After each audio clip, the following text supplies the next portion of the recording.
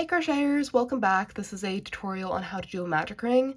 So in a past video I mentioned that just your common slip stitch is how you'll start most of your projects, just this, and then you put in your hook and just start chaining and chaining and chaining until you've got the length that you want it to be at.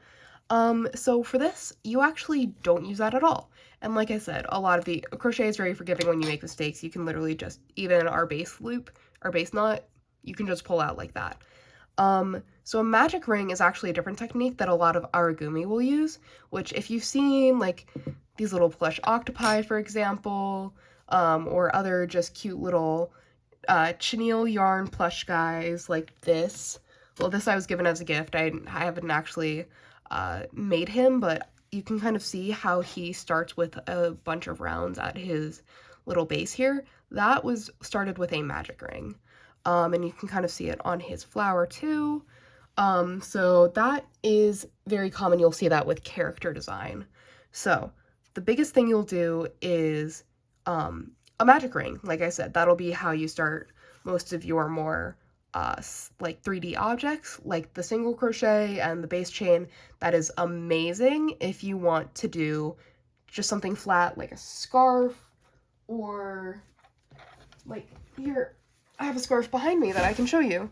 You can just like this scarf, for example, was started on just like a single chain. That was actually the wrong side. That was not the working side, and you can tell that because you can almost see like the difference here, how these are all pretty uniform and all kind of blend together really well, and this almost like sprouts out. Whereas on the other side that I showed you earlier, these like bunches are much more incorporated into the stitch, and that's kind of how you can tell that this was the final side, because it was actually intended to be as the pattern goes along. Anyways, went off on a little tangent there. This is how you do a magic ring. So with the slip stitch, there's a lot of different techniques. This will actually start pretty similar. A lot of people will wrap it around their hand because it is adjustable. I find that I prefer to wrap it around 2 fingers, but for the sake of this tutorial, I will do all 4 of my fingers. So you'll kind of have this tail. You want that tail. That is how you're going to adjust this. And then you just kind of make that second layer. The big difference then between a magic ring and a slip stitch is when you pull through, you're not actually completing the loop here. You are keeping this kind of like inner ring, and then you are starting. So it's the same technique as chaining. You just kind of go over and pull through. So it's actually a single crochet. I misspoke when I said it's the same thing as chaining, but you just kind of do these single crochets, and instead of having a base chain you're working out of, you are working out of your magic ring.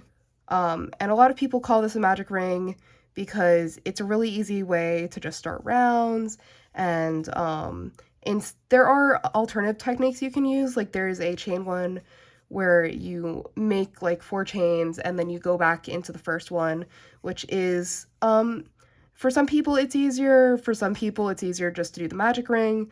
I don't really know which I prefer. I learned chaining first and then the magic ring.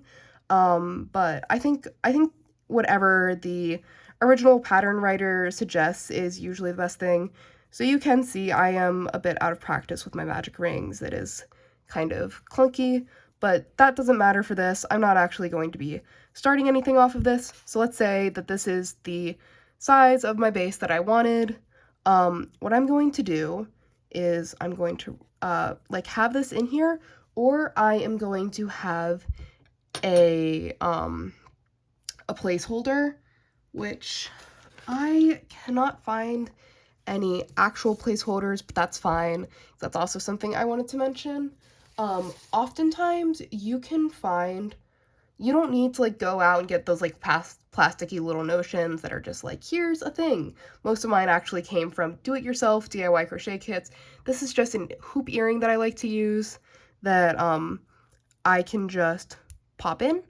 And then that will actually preserve my stitch. Like I said, crochet is very forgiving when you make mistakes, but it can be that you don't mean to actually pull that out, and then you do, and all of a sudden all your work is gone. So the main job of these is just to make sure that you can't pull out those stitches. And if you do end up pulling it tight like I did, you can just kind of, it is a bit of a struggle sometimes with these because they're earrings, that'll happen. But you can just kind of pull it out a bit, and then I can stick my hook in and adjust all I need.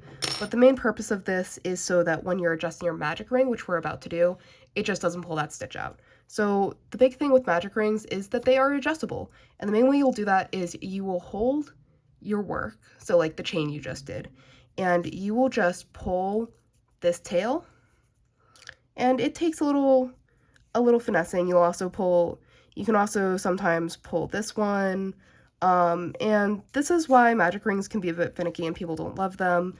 You do kind of have to like go have this kind of back and forth between making sure that this doesn't pull too tight and you can have an actual appropriate tension, and making sure that none of this is showing, because otherwise you're gonna have a hole in your work.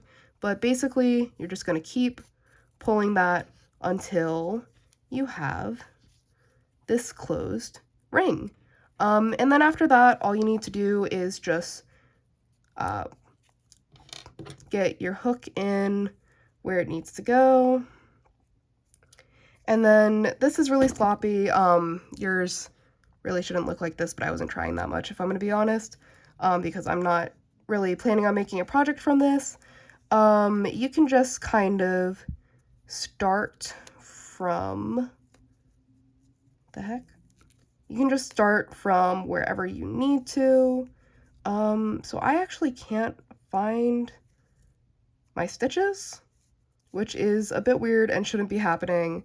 So I am going to take advantage of how forgiving Crochet is and just kind of redo this, and I will come back to you guys when I have a better magic ring that I can show you how you would start a round off a magic ring. I'll be right back. Okay, so I did a bit of off-screen crocheting, and you can see now this is more so how your magic ring is supposed to look. It's almost like a ring of a chain.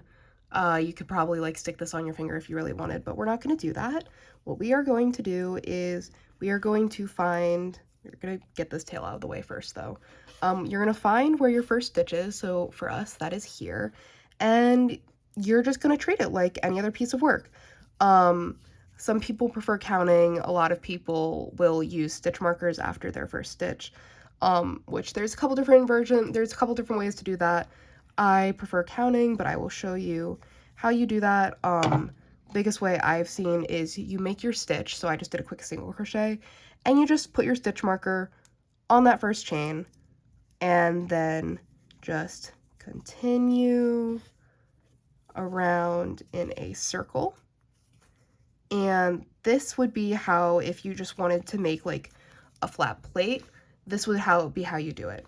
So I am actually going to, in another video, show you how to do a technique called increasing and then a technique called decreasing that you will also see on a lot of tutorials with magic rings. That is basically, I need to make this bigger. That is how this little octopi that I showed you earlier, how he kind of goes from this tiny little circle in the middle to this like squishy round column-like shape.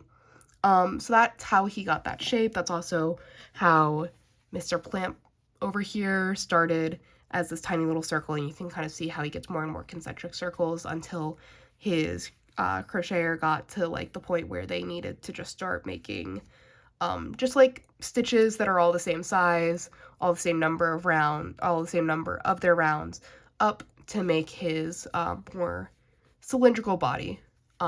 So I will see you guys next time for a tutorial on how to increase and how to decrease.